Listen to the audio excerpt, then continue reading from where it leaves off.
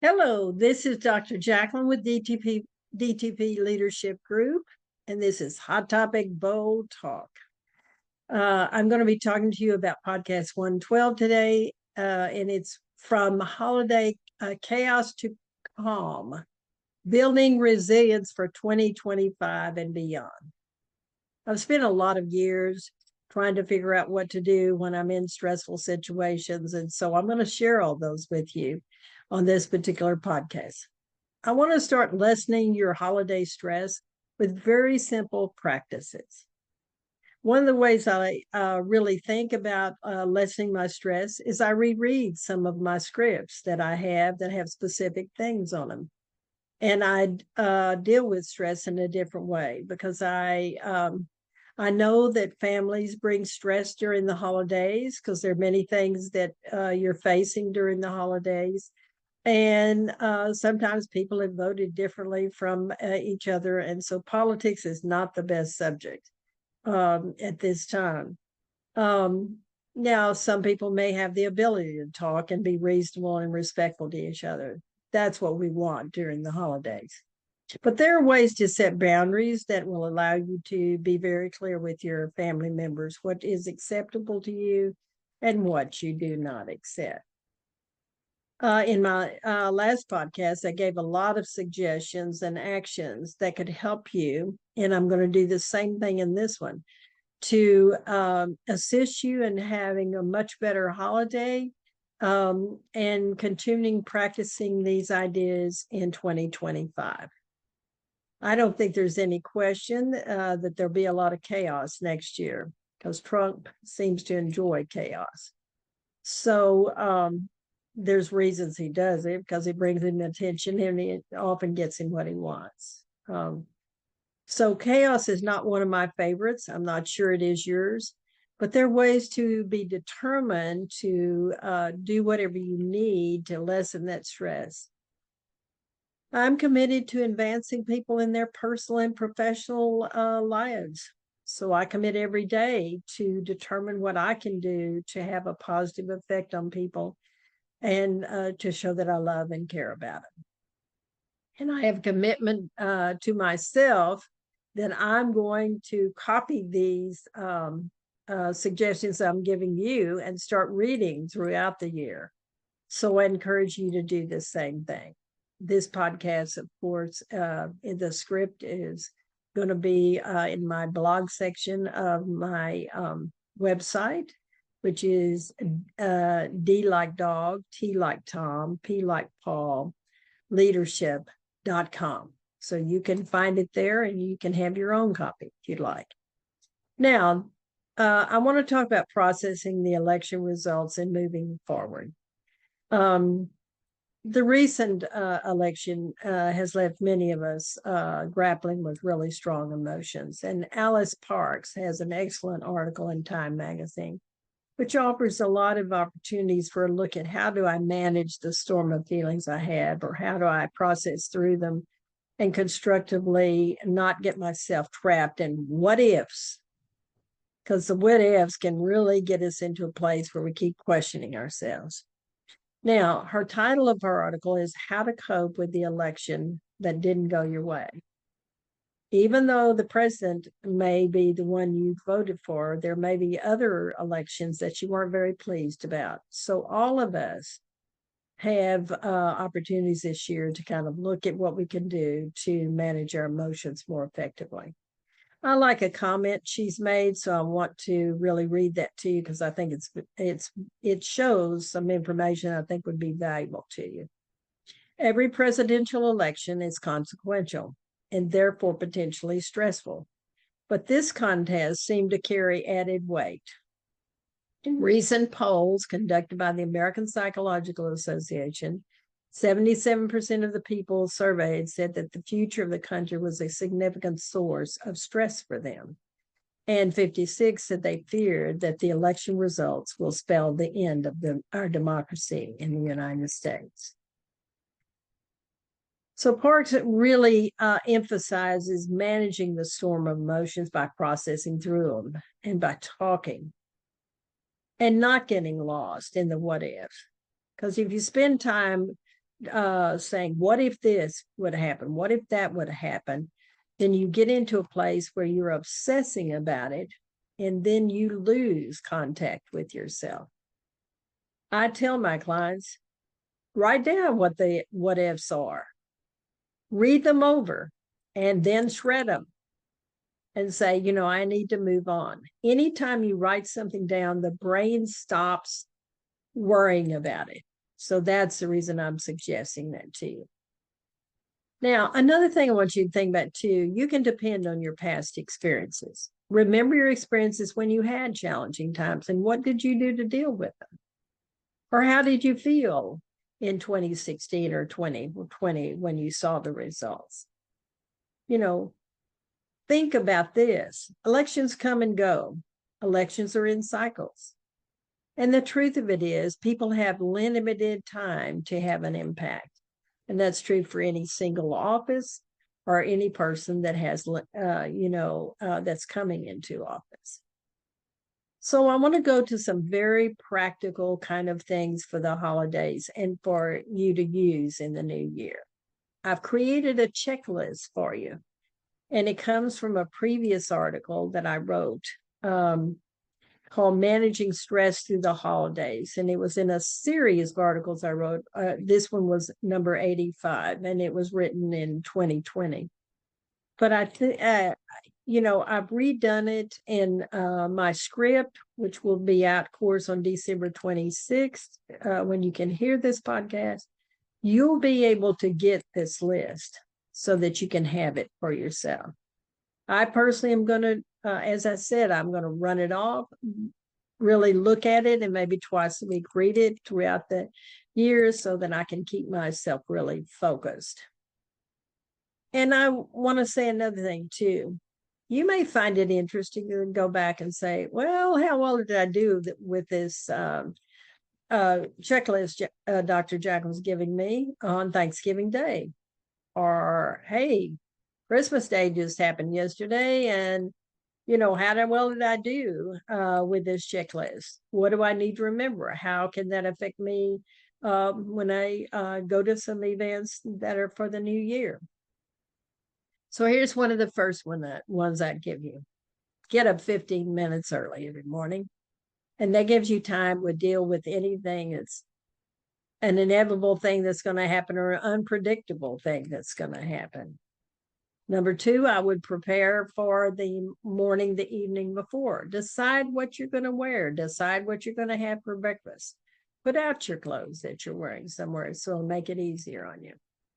The third one I'd say is write down things you need to do, such as picking up your cleaning or laundry, or review your schedule and know exactly what you're going to be doing for the next day. Number 4, I would eliminate any kind of behaviors that create stress, such as telling exaggerated stories, which you're going to have to remember at some point. And some of the exaggerated stories may not be totally true. So you may want to watch those kind of things and not do that, so you don't have to spend time remembering what you said. Number 5, state to family members that you will not keep secrets. I've had family members that say, oh, you've got to keep this secret, and then you have to be in the room with the person and you know what's going on and you can't say anything. Stop doing that. Tell your family, I'm not covering up for you. It's much easier to just be truthful and let's get this done and resolve it. Another thing I suggest is making a set of duplicate keys. Put a house key in a secret place in your garden or patio or somewhere, or put a box in a common place that you can have a key. Have duplicate car keys and put them in your purse, which is separate from your keychains. So that's another thing that may be helpful to you. Number 7 is do preventive maintenance. Look at your car and what's needed, or your appliances, or your home and relationships, and how will something break down at the very worst moment in time. Be sure to have your oven maintenance or your kitchen appliances done, because one year I had only one oven to deal with a lot of food because the second oven I had not checked and it was not working. You may want to look at your alarm clock or your wallet or your shoelaces and get some more windshield wipers that don't squeak so they won't be constantly aggravating. So it frees you to do the things you need to do and want to do. Number 8, eliminate or restrict the amount of caffeine, sugar, or other foods that you traditionally don't eat that create digestive problems. It's not fun to wake up after you've overeaten the next day. You can celebrate your holidays with healthy consideration for yourself. Number 9, procrastination is stressful. So whatever you want to do tomorrow, do it today. Live in the moment of the days, and you'll be surprised at what you experience. Number 10, plan ahead. Keep your gas tank half or 3/4 full. Keep a well-stocked emergency shelf of home staples, stamps, bus tokens if you're riding the bus. 11, allow 15 minutes extra time to get to appointments. If you're located and if you arrive at the location 10 minutes early, then you're going to be surprised at how much you can be present at the meeting because you're not rushed. With Zoom meetings, it's very important to get on at least 5 minutes early. And number 12, be prepared to wait. Have a paperback book or have your phone charged so you can sit there and play a game or whatever else you need to do. And then you won't be so irritated about it being lines. So what are the things you would like to add to this list? Write them down. If you don't take care of yourself, who's going to take care of yourself during the holidays?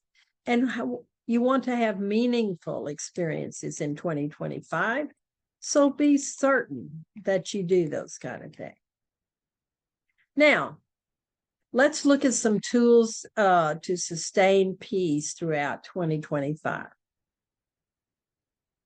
I think there are techniques we can create during the holidays that don't have to end when the calendar ends. Planning ahead, practicing deep breathing, and setting realistic expectations are tools that we can use any time of the year. So more practical suggestions to handle unforeseen situations is something that I'm going to be talking about in this second article that I wrote, which was number 86 in the. So I just want to remind you that there are ways that you can take these suggestions from my article 86, which I've given you the references for at the end of the podcast, but you can take actions that can really calm you down physically, emotionally, mentally, and spiritually. And you can have holidays that you really do enjoy. You can have experiences during the year by using these things to help you face whatever challenges you're going to experience. Now, here's a new list. So one of the first things I would suggest is disconnect from your phone. Take a long hot bath, meditate, read a book that's fun without interruption, and decide that you're going to turn off your phone for a day or weekend. Now, if you think this is scary and you're really concerned about doing it, then I would ask you, what is it so difficult that you can't turn off your phone? Or what are the thoughts that run through your mind when you think about doing that? I know a lot of people are addicted to their phone. Sometimes we just need to get away from it. Number 2, that during the holidays, there's a lot of gatherings.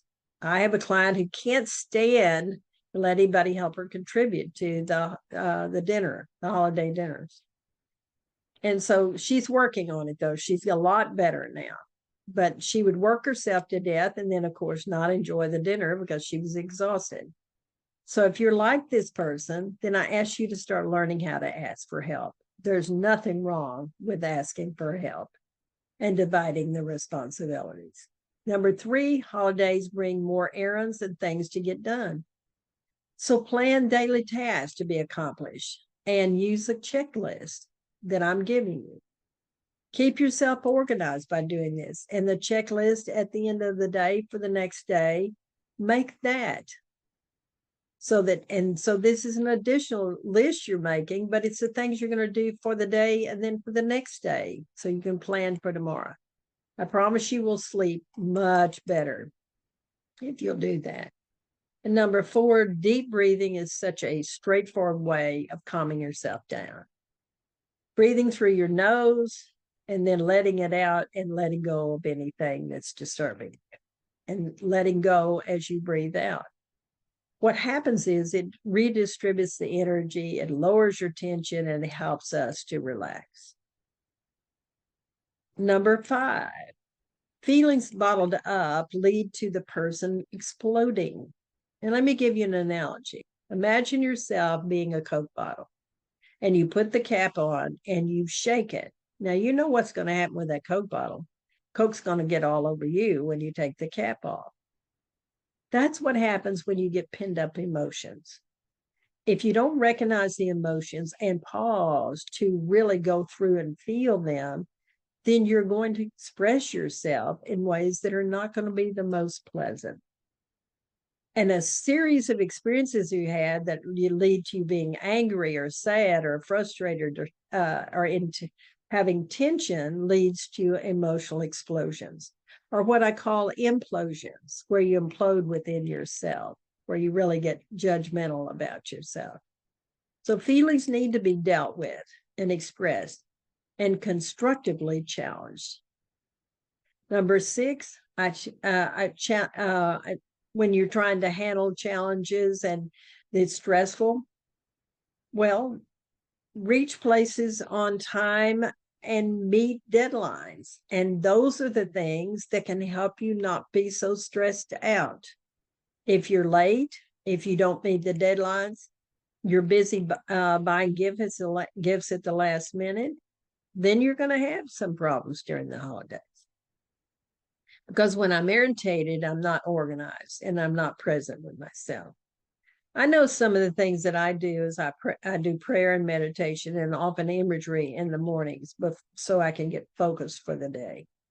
And I work hard not to be rushing around, so that I come early in order to be able to just sit there for a few moments and relax before the meeting starts. Number 7, if you experience a financial shortfall, as I've had in the past, well, then talk to your friends and acknowledge what happened. Ask them to bring cards instead of gifts this year, and talk to them about how that could be helpful to all of you and be a positive solution. I did that one year, and it was amazing what we did, because people took a lot of time writing on those cards. And those cards I still have because they were so meaningful from that Christmas Day. Number 8, exercise is a wonderful way to reduce stress. Exercise can generate extra energy, which we need. It can burn off extra energy that we don't need. And it can be a fun experience. I do mine sometimes watching TV, because there's certain exercises I can do that are helpful, that I can do those and watch TV. Number 9, order online and save time. We can get what we want most of the time by ordering online. And we can shop and we can look at the merchandise. I have friends that have ended up with COVID again, or they have the flu or whatever else it is. And thank goodness they can order things online. Number 10, give up being a superstar person. Any gender can do this. So I want you to consider your traditional roles you've been playing for years and in the holidays, and then decide how you don't want to do all that, and maybe divide up responsibilities to have a meaningful holiday.